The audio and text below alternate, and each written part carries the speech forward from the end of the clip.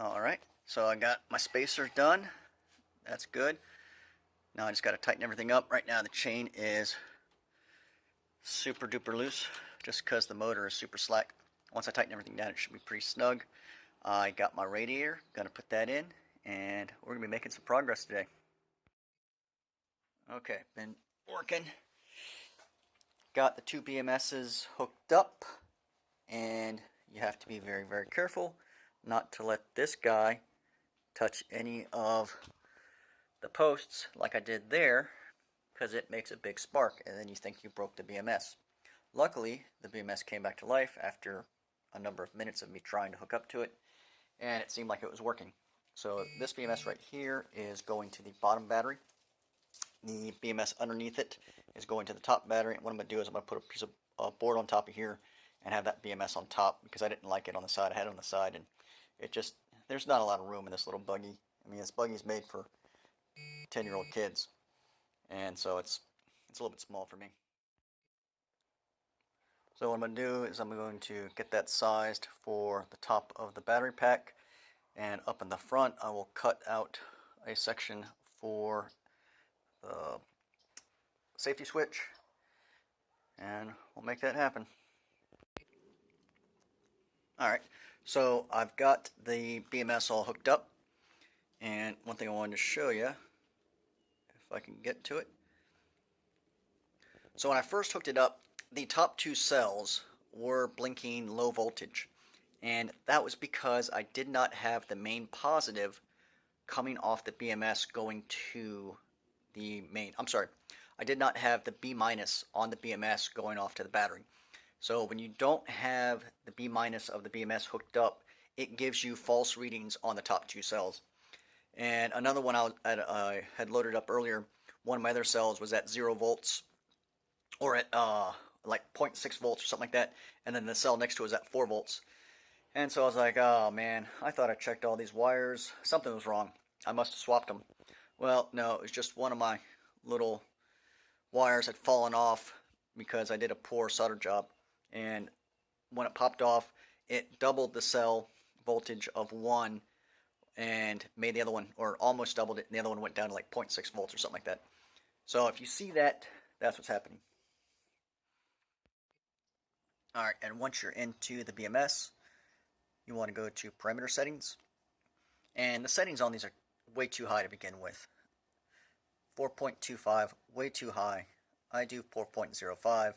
Yeah, that's not all the way up, but I mean, it's not max charge, but I like to go really easy on my cells to where they get the maximum cycle life. Ford actually only charges the cells to 4.05 volts, and then Ford brings them down to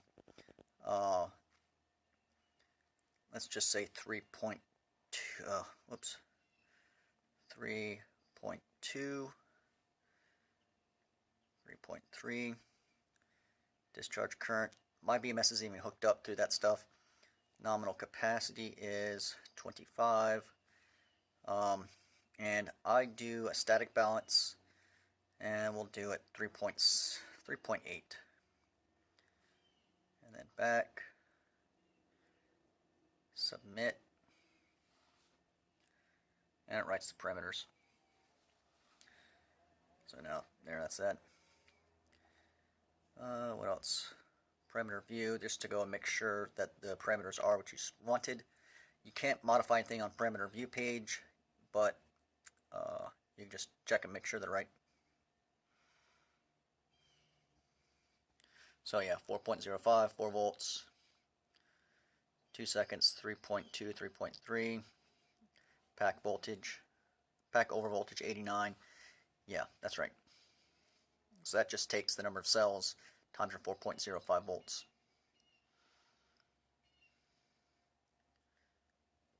Pack under voltage 58.8.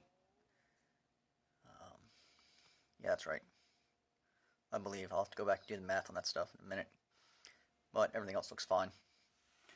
And then once I hook the charger up to it, what you can do once you have the charger hooked up, you can go to dashboard, and it will say how much current is going into the battery. Alright, got the top BMS hooked up, got the switch hooked up. Works okay. Where'd that power switch go? That power switch right there isn't really meant to go in and out very often, and you end up breaking the plastic if you crank on it too much. But now look at that. You can't see any of the wires. All you OCD people, and don't worry, I'm gonna glue this guy down to where it looks nice. So all you OCD people can simmer down, calm down. It's gonna be okay.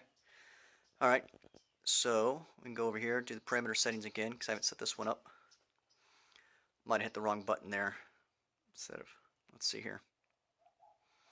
It had a hard time connecting for some reason. I don't know.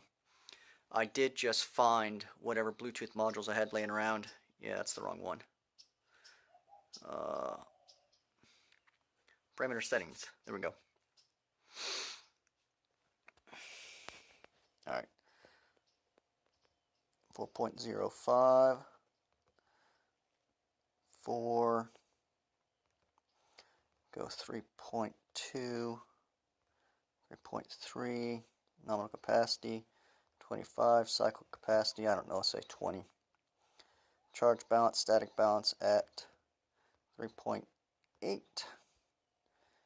Oh, and the rest of that looks good. Submit. Sorry, having trouble operating the camera and doing stuff at the same time. The other thing I'm going to do is rename the BMS from Buggy BMS 1 to Buggy BMS Top, so I can easily see which one's which. Jump out of it all the way. Jump back in.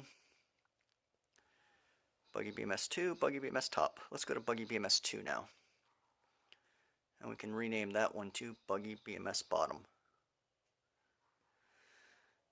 And it takes forever. See, it keeps failing. These things are not that good. I'm not a huge fan of these BMSs. They are kind of the best BMSs you can get for the money, but they're not that good. They are basically based off of an Arduino. Actually, a buddy of mine took one of these apart, and he showed me a picture of the Arduino chip, and see, it failed again. Arduino chip and this chip, and they're the exact same. I mean, it's great. Those Arduino chips are pretty cool, but you know, I really wish they would make this type of system more of a balancer and less of a BMS, because most of the time I use these as a balancer and not as BMS, because you need so much power. Like for the car audio stuff I do, they're pulling 1,000 amps. I mean, getting a 1,000 amp BMS is either near impossible or really, really expensive.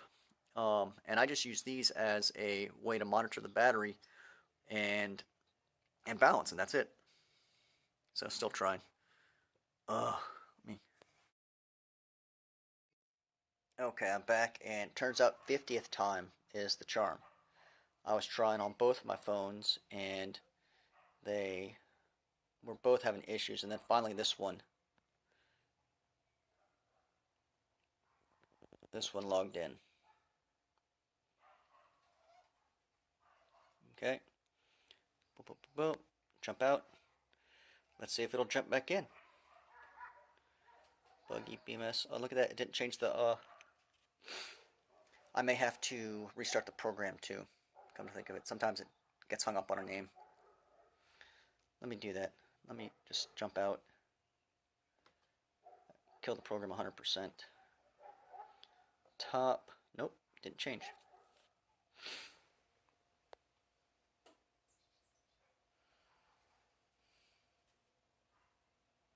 Because what you do is you change the name and then you fully exit the program. When you do that, it usually writes the name. And that name is not to the BMS, it's to the Bluetooth.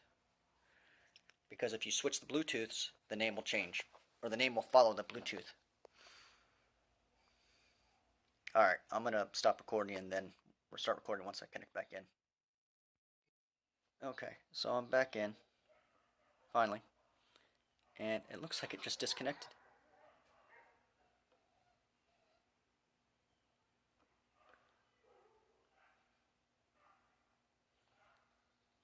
Yep.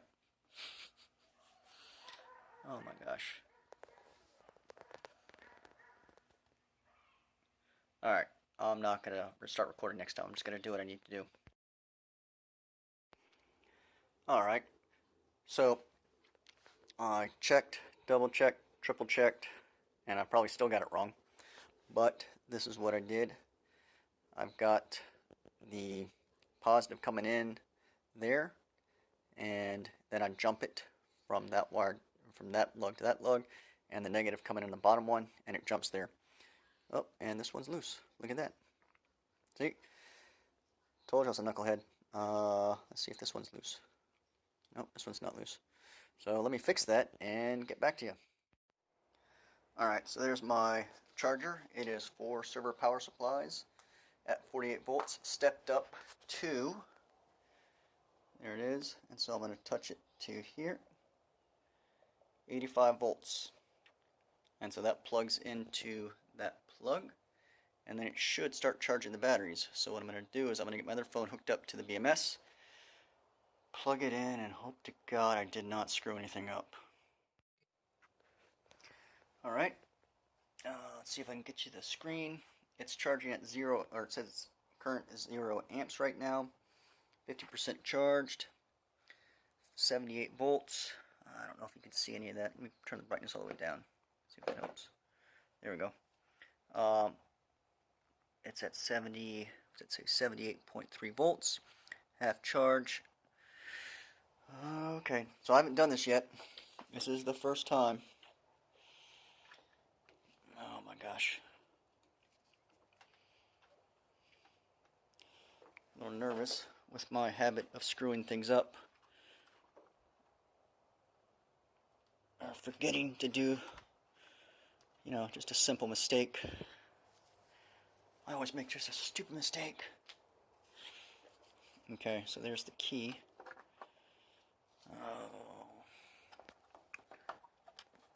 Let me see if I can I'm going to put the flash on.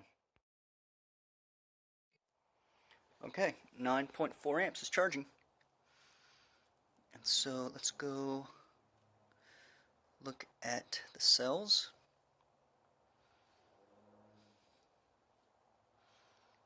They're all coming up.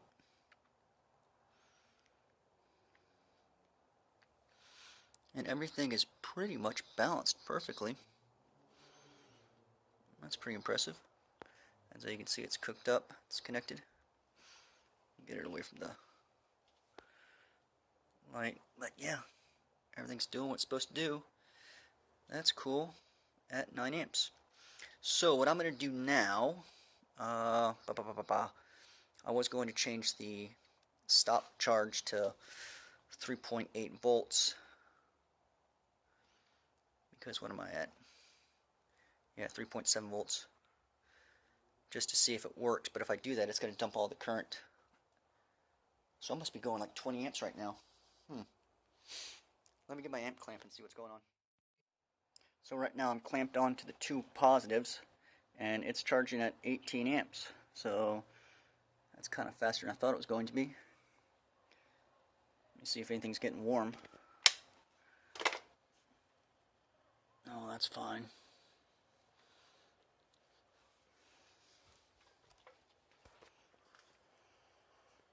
Don't smell anything getting warm. Usually you start smelling electrical stuff getting hot. Yeah, so I don't want 18 amps. Well, I can charge 18 amps, no problem. But it's just a lot more going into the wires. The batteries can take it, no problem. It's just the wires I'm a little worried about. But I'm going to, it doesn't really matter. Let me go and set this guy to parameter settings.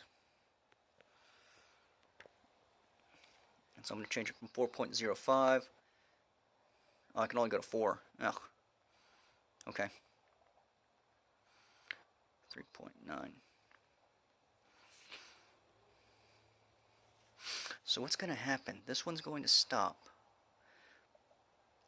But the other one's going to, this BMS will open up, so it should work. Okay. Submit. So 25 amp hours charging at, what is this thing charging at again?